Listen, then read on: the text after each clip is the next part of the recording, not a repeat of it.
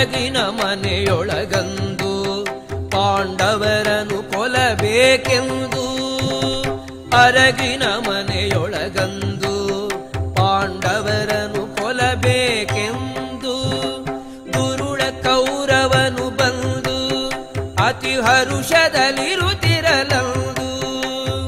ದುರುಳ ಕೌರವನು ಬಂದು ಅತಿ ಹರುಷದಲ್ಲಿರುತ್ತಿರಲಂದು.